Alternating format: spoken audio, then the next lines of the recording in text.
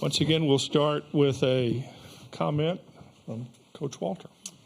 Yeah, it was a really great baseball game. Two really good college baseball teams battling it out, and a lot of star power in that game, and it didn't disappoint. Really proud of Josh Hartle and the way he battled. Some things go against him there. We, kind of a couple walks here and there, and a ball in left field we should probably make a play on. And all of a sudden down 2-0, but he settled in and got us, into the sixth inning there, which was huge to shorten the lead. It was kind of similar to Rhett Lauder's outing the other day. It wasn't a typical Josh Hartle outing, but he battled and kept coming and kept making big pitches when it mattered and kept the score where it was, so give our offense a time to get going. Some really great defensive plays. Obviously, the play Bennett Lee made today. Brock Wilken made a great play to get to that ball, and then Bennett with an unbelievable pick and tag under pressure. It was a huge play in this ball game. And then, of course, the clutch hit by Bennett. Danny Corona doubles with one out, and then Bennett. And, once again, for the second game in a row, our story was our bullpen. Our bullpen locked it down. Cole Rowland came in, got 2 huge punch outs. Massey comes in behind him, gets a big out, and then gets another out the next inning. And then Cam, gets the last 5 outs. Came in with a big situation, first and second with 1 out, and a really good hitter up there in Dugas, and executes a first pitch slider and then throws a fastball in to get the 5-4-3 and put the momentum in our dugout. It was a huge shift in the game right there. So, again, really great win. Looking forward to playing on Wednesday night. Okay, we'll open up for questions for the student athletes now. Please give us your name and affiliation and to whom you're directing the question. And we'll start up here. Essex there, blogger so dear. Cam, when you came out in the 8th inning, what kind of pitches were you looking for to get that double play? And then what was going in your mind when you went out for the 9th? The pitch plan, honestly, was to throw a first pitch slider and then a heater in. So that was what we did. We just executed our pitch plan. We got the guy to roll over, turn double play. And then what about the 9th when you were coming in? What was going through your mind? It was heavy spin for sure. That was how we knew we would get to that lineup. So we spun them, just executed pitches. Okay, Aaron? Aaron Fitt, D1 Baseball. Bennett, that 8th inning, both halves of it, really, you obviously really right in the middle of it. First, if you could kind of take us through the plate-to-plate from your perspective and just how difficult was that play, because it looked really difficult. And secondly, you're at bat there in the bottom of the 8th, rather. What a sequence for you. Yeah, I think it starts with the mound visit we had. Actually, Coach Walter told me to tell Brock to maybe get the out at home if we have it. So that was already in our heads coming into it. And then Beloso hits a little squibber, and it was actually a really good play by Brock. He said the ball's literally still spinning in his glove when he went to throw it. So just an unbelievable play to even get the ball to me. And then from my perspective, I've done millions of picks in my life, and I just took over. I got good hands, and it just took over. And then the at-bat. Got down 0-2. I thought Hurd executed a good slider on the outside corner first pitch. Then I took a really good swing at a hanging slider. Next pitch, fouled it right back. Battled, fouled off a heater, and then kind of just like it was 1-2, I think, and my boots were shaking a little bit. So I was like, all right, I'm going to go talk to Billy, get a good hug from Billy. He's like a father figure to all of us. He's got like 5 kids. So I went over for some comfort, and then and he was just like, hey, man, just find a way, get this ball through. I love you. And it was just calm me down, put me in a good headspace to be present for one pitch, and that's what happened. Okay. Matt, back here. Matt Tallery from World Baseball Network. Bennett, how does it feel to just be such a workhorse behind the dish, let alone what you had to do to just call a good game tonight and shift from the guys to your right and left that are on the podium right now? Yeah, a lot of credit goes to Moose and the analytics guys. I mean, they're the ones who call the game. And then these two right here, I can't speak enough about them as humans and as pitchers. It makes my job really fun and really easy to work for these guys. And just being a workhorse, like that's what I'm built for. That's what I love to do. I love to be in it every single play and give my all for these guys every single day. So that's all I do. That's what I enjoy. That's why I'm here. Okay, right here. Les Johnson, Demon Deacon Digest. This is for Cam.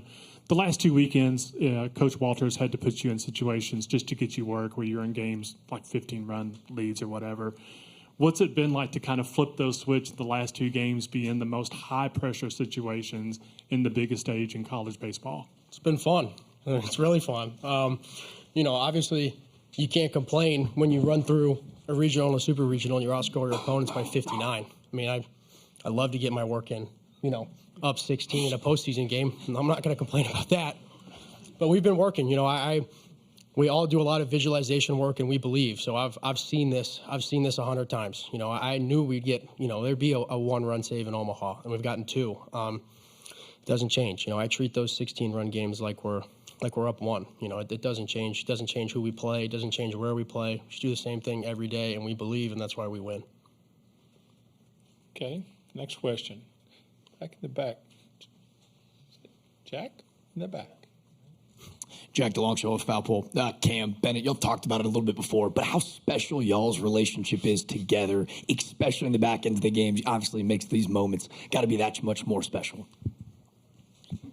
Yeah, it's unbelievable.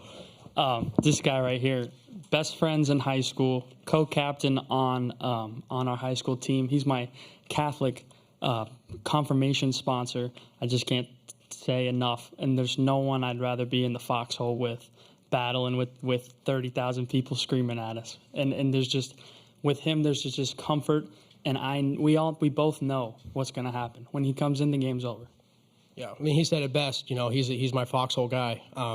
Every time, if you notice, I got out on the mound, we give each other one of these. And, at that point, we just let our process take over. And the results will be what they'll be.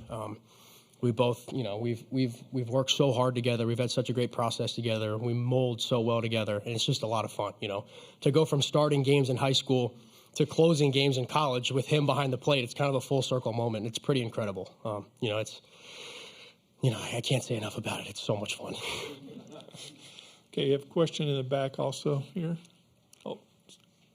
So Bill Steckis, local Fox, and Greensboro ABC, and I know that's weird, but it's 2023. But so this is my 24th College World Series, and I have never, and I mean never, I'll look you in the eye and say, never seen a team that has this much fun out there. Tell me all about that, all of you, if you would, please. Josh, you start that.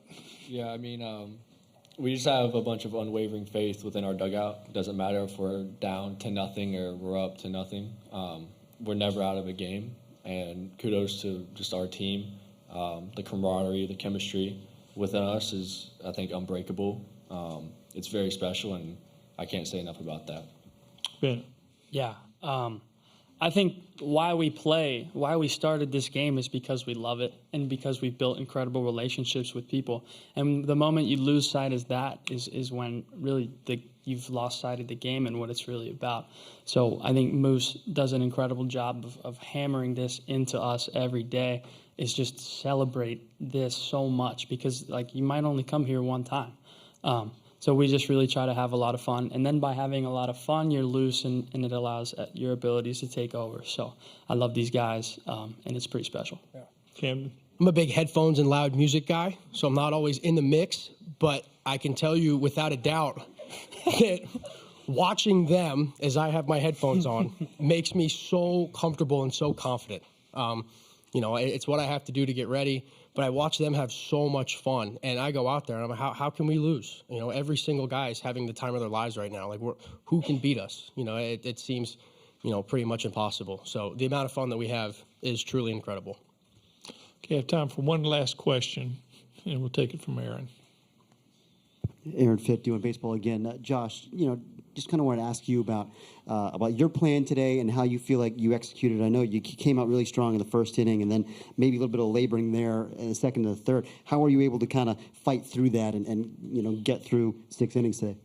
Yeah, so facing a lineup like LSU, up the top 1-2 punch with Cruz and White, I knew that I would have to have my stuff, my A stuff, and have a good mix. I feel like I mixed well all game, and some command issues. I battled through that. But just having that unwavering faith, that the guy behind me has got my back at all times. Roland coming in, Massey, Cam, any guy. So I was just trying to give us as much for as long as I could. Okay, guys, we'll let y'all go and get ready for Wednesday. Thank you. Thank you. Thank y'all. Thanks.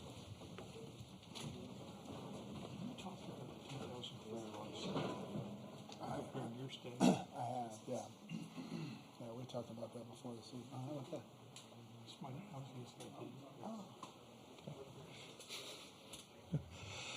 Okay, questions for Tom, and we'll start here with Les.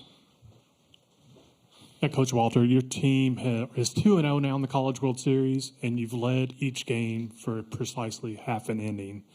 How do you pull that off? Well, first off, our pitching staff keeps us in it, and throws up zeros. We got down 2-0 early in both the games, and our staff just kept throwing up zeros after that, and we kept making big pitches, and we kept making plays, and we got helped out with some free passes in both those games. We had 2 walks that led to the 2 runs against Stanford, other than Brock's homer, of course. And then today we had 3 walks, and they were good walks. They were walks that we earned. So obviously Floyd was really good today, and he stoned us for five innings. And finally there, that third time around, we kind of felt a little more comfortable in our bats with him. Essex. Essex there, Blogger So Dear. Coach, for the second straight game, players' conversation with Bill Salento has led to a game-changing play. What does his presence mean to this team and to you personally? Well, Bennett said it perfectly. The guys just trust him implicitly. He works so hard at the game plan for game prep. So in big moments, they go to him because Billy knows what they can expect, and it just gives them a great sense of calm and confidence in those big moments. And really, when you're playing on a stage like this, that's what it's all about: is just staying calm and kind of staying within and playing your game. And again, for 2 games, I feel like we've pressed a little bit early, but as the game wore on and we've gotten more and more kind of into the flow of the game, we've kind of played better as the game's gone on. Okay, can't see in the back here. Okay. Thanks, Claire. Connor O'Neill, Deacons Illustrated. Tom, Brock's defense, what's the process been like for the last 2 years to get him to where he is now and to get him the confidence to where he can make the play going to home? Yeah, a lot of hard work by Brock. He's really changed his athleticism in his time that he's been here. He's gone from like a 7-3 runner to a 6-7 runner. He's worked on his throwing arm. He's worked on his footwork. Ty Blankmeyer last year, did a really great job with Brock. And then Matt Wessinger this year has taken Brock to a whole new level. So he really makes the in-play a whole lot better than he used to. And again, that was a really tough chance there.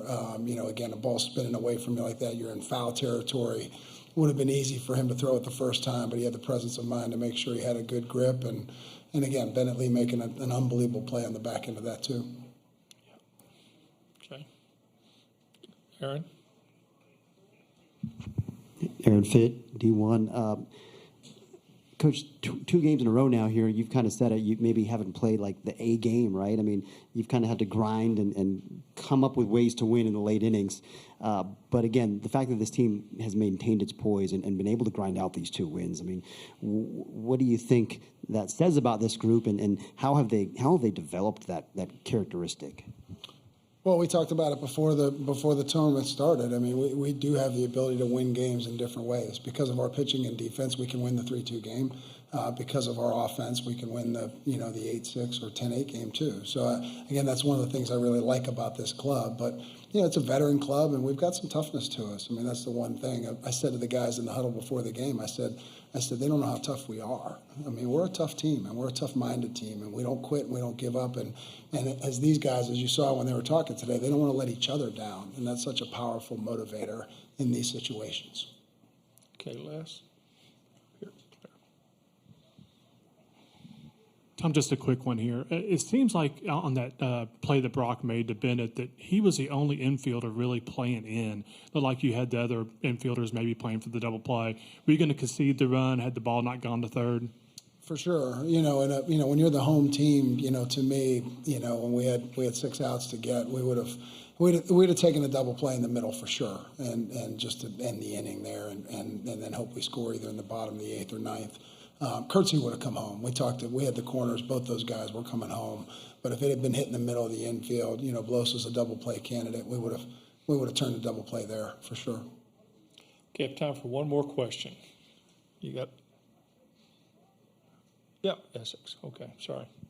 Essex there, blogger so dear. Coach, what do you see from Danny Corona in the bottom of the 8th with that at bat, and how does that reflect his growth as a hitter over the course of this season with him? Big hits and clutch. Yeah, that's a great question. It was funny because before the inning we were talking about him bunting if JJ gets on and bunting, and Danny's like, "But I want to hit," and I was like, "Well, I understand you want to hit, but we need to get a runner in scoring position." And obviously Danny took care of that himself. So, and again, it was on a breaking ball too. He had gotten 2 fastballs thrown past him really in the first 2, and then he kind of hung an off-speed pitch, and Danny stayed with it. So, I think in the past Danny would have sped up on Danny, and he would have swung through that pitch, but he was able in the moment again to control his emotions and stay back on a good changeup and double down the line. Very good. Tom, thank you. Thanks, guys. Our Saturday night is the 20th anniversary of our 14-2 win over Stanford, and Philip Hump is going to be here, and Neiman Arts.